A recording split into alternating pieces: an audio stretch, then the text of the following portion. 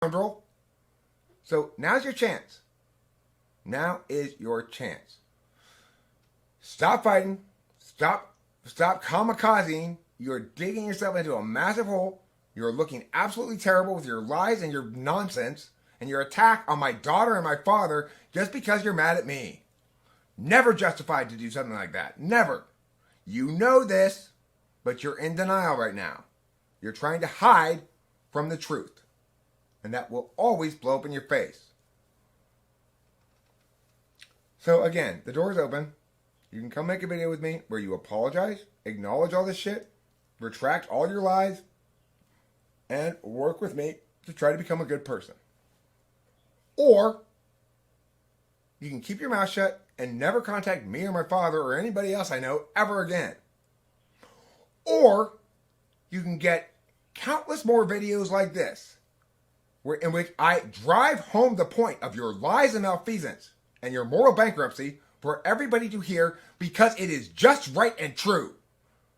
So, Becky, time to grow up. Today's your day to grow up. That means you stop fighting me. You come in, head hung low, dragging your feet, dragging your tail between the legs, and try to see if you can get some redemption by throwing yourself on the mercy of the court. I'm the court. Why? Because you pulled that fucked up shit on the wrong guy. That's why. So that's the reality of Becky's beautiful court case that she's got against my dad, of all people. Great job, Becky. Great job threatening to sue my dad twice now. Incredibly poor legal thinking, but great work there. How's it working out for you? Continuing to try to win a battle you've long since lost. Learn to lose graciously. Or don't. But don't you ever, ever, ever dare approach me with anything but humility again, or you will get yet another and another and another of these videos, which you richly deserve because you are still trying to fight your bullshit evil against my righteous and just and true good. It will never, ever work. The light of day terrifies you? Why? Because you're engaged in some shady fucking shit. That's why. And that's it. So, hopefully, Becky will take this advice to heart and actually learn something from somebody who knows more than you, namely me, who is better than you morally, namely me, who pursues a righteous path, namely me, and who dispatches of your nonsense garbage argumentation in 0 seconds flat, namely me. So, Becky O'Coin, do you still want to fight with me? Or have you learned anything yet?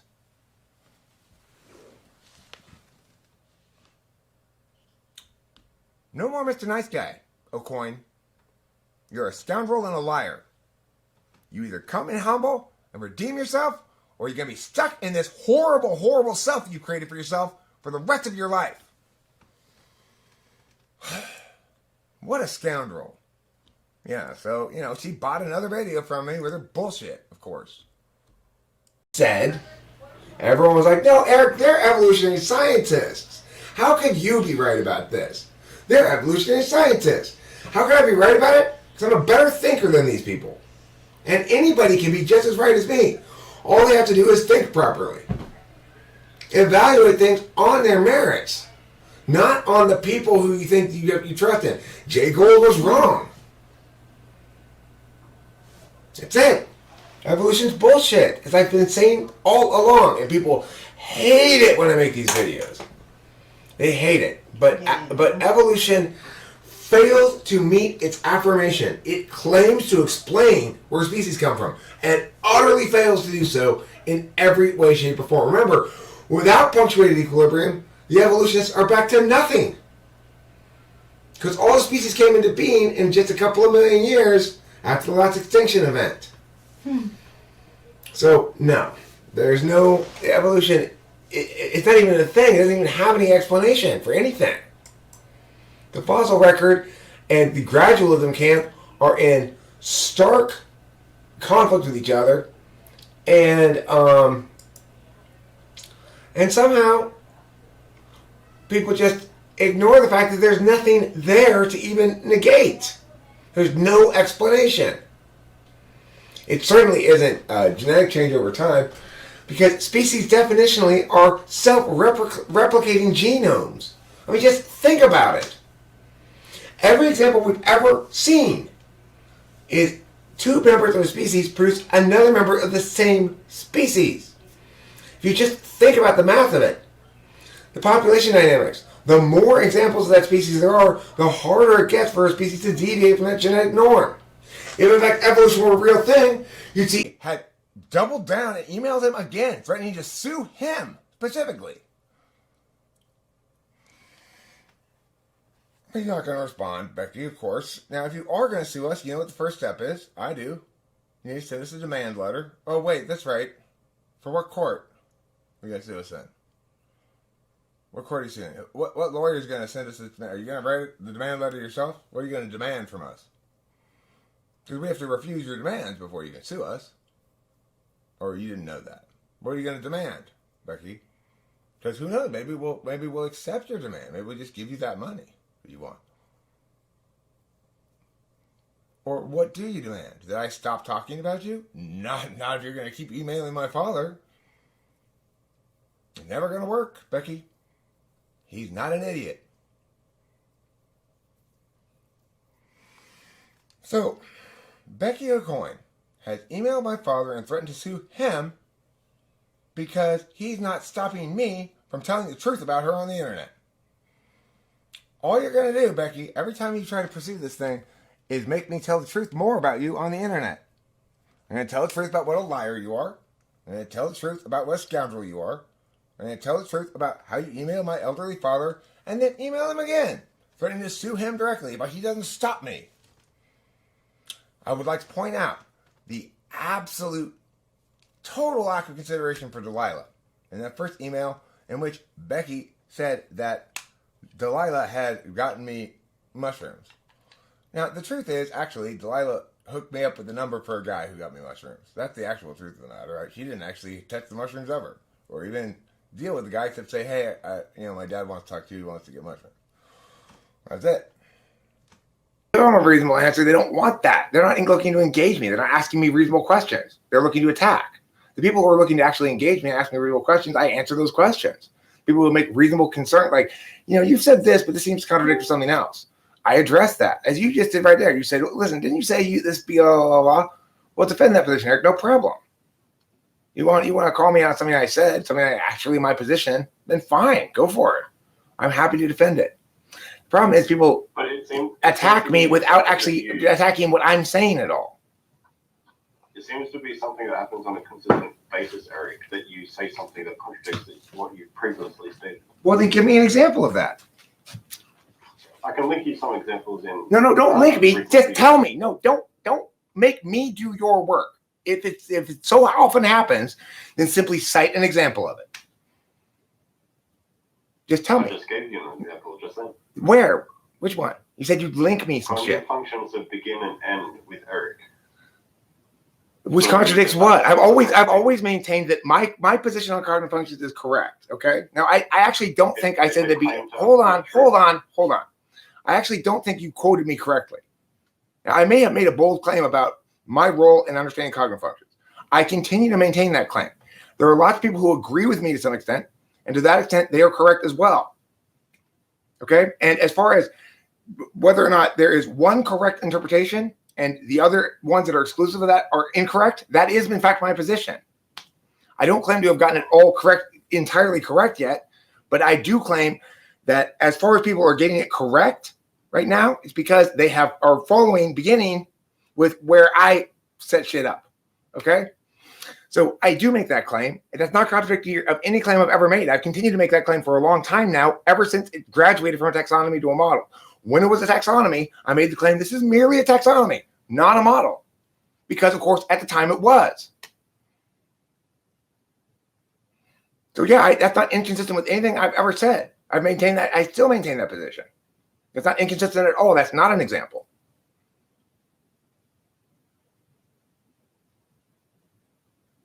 So give me another example of me contradicting myself. You made the claim. I do it frequently.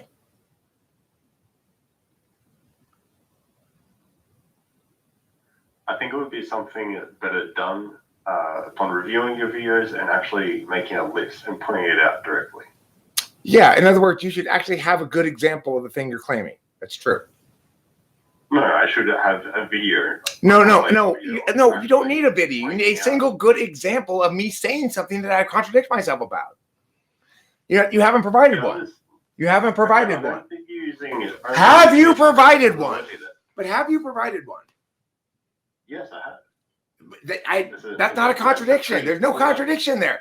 That's the same position I've maintained for a long time. That's not contradicting myself. It's an absolute claim of absolute truth. But it's not contradicting myself. Your claim was that I was contradicting myself, not that I was an absolutist. It is. No, I have never. No. Hold on. Those are different fucking things, asswipe. Can you stop raging like a child, please? Can you stop making false claims about me? This is what makes me angry. Those are different things. Your claim was that I contradicted myself, not that I was an absolutist. Yes, if you let me answer the question, I will. You contradict yourself by your responsive video to Jonathan Siege. Okay. It says something like, you claim to have a working and functional model of personality psychology. I've said many times it's still as much art as science, and it's incomplete. I've said that many times. It's working and functional, but incomplete, and as much art as science. I've said that many times. Right, but that's a contradiction to what you say. It's not a contradiction. Cognitive functions begin and end with error. That's not a contradiction. That is not a contradiction. Because I am saying I do both the art and science better than anybody else at the moment. And my understanding of it is better than anybody else's. I'm not saying I've never made the claim. I've got it all figured out or concluded all the components of it. In fact, this morning in a live stream, I asked Evelyn if she would finish out this part of the work that I need to have finished because I haven't figured it out yet. So no, there's no contradiction there again. And yet again, you made the claim without the capacity to substantiate it. This is what makes me angry. You're making claims. Remember, you're making claims about my honesty, sir. Can you see into the future? I'm not making claims about being able to see into the future. You are when you say that you are the end of the. I said it begins and ends with me right now, not forever. I never said forever. I never said it will always begin and end with me. I never said it will always begin and end with me, sir. You need to be careful with your language. When you accuse me of being dishonest, you better have a good, clear example of it. I think you're getting off on the wrong foot. I think you're getting off on the wrong foot here, sir, because the point is you made the claim about me. You made the claim about me that's factually false. That I am frequently you are making it. Fuck off. You are making the claim that is factually false. That I frequently am contradicting myself. That is factually fucking false. Hey, that is factually fucking false. That is factually fucking false. So you are garbage and I'm throwing you out the trash. You say you don't like, you're going to make mistakes. I'm not going to be able to tolerate your mistakes. I am incredibly mistake tolerant. The problem here is the mistake you made was I made a mistake, maybe, and what you did instead of talking to me about it and rendering it as a deviance from who I am and what's normal and something to be addressed and dealt with together as a team, you left, you packed your bags in the middle of the night as a teammate, you left and ran off the dark and thought about it and then broke up with me without even talking to me about it. I guess because I don't know how long I could actually deal with it. Deal with what? With the fact that I don't have someone to be with that is consistent. No, Rachel, I don't. Okay. You have somebody who's very consistent who has to work sometimes. I don't care if you have to work. I don't like who you are when you're on Adderall. No, you don't like who I am when I'm on Adderall and working and your medication's not working and you're interrupting me while I'm on Adderall and working. That's what you don't like. Don't generalize out. It's not even that big of a deal because we all know from like videos of the past, you're just going to meet someone else and it's going to be the same exact love story. Rachel, listen. That's how you fall in love. Rachel, listen to me. You knew that coming into this, right? So you chose that for yourself. Yeah. And you got exactly what you knew what you were going to get. You got full blast attachment, love, honoring, obeying, The whole 9 yards. You got perfect relationship guy. You knew you would. Doesn't matter who I'm with, I'm perfect relationship guy. Now it's a problem? I didn't say It's what you bought. I didn't say perfect romantic thing. It's what you said you wanted.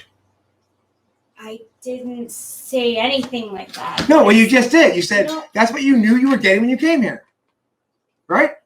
Well, no, I said that. Well, I knew of you that when you go into relationships, you say the same things, you act the same way. So it's like I'm just another person that you're dating. So if you were to go to date the next person, they're going to be your precious, perfect angel. Correct. Just like everyone else. This is true, Rachel. You're just another person to whom I authentically and genuinely attempt to give my soul and who treats me as trash and throws me away at a moment's notice. You're just another in a long series of people who do that to me. Yes. Correct. I guess that makes me a bad guy.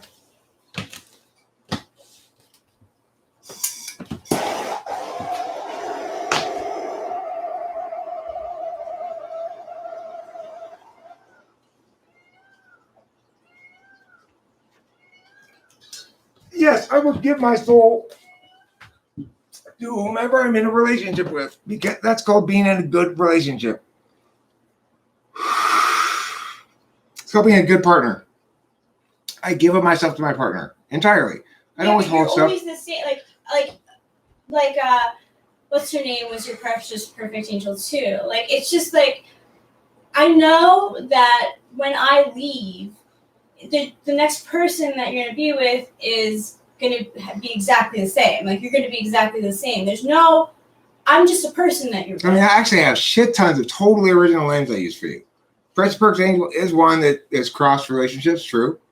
It is absolutely true that I will love the shit out of whomever I'm with because I'm a good person and I know how to be good in a relationship.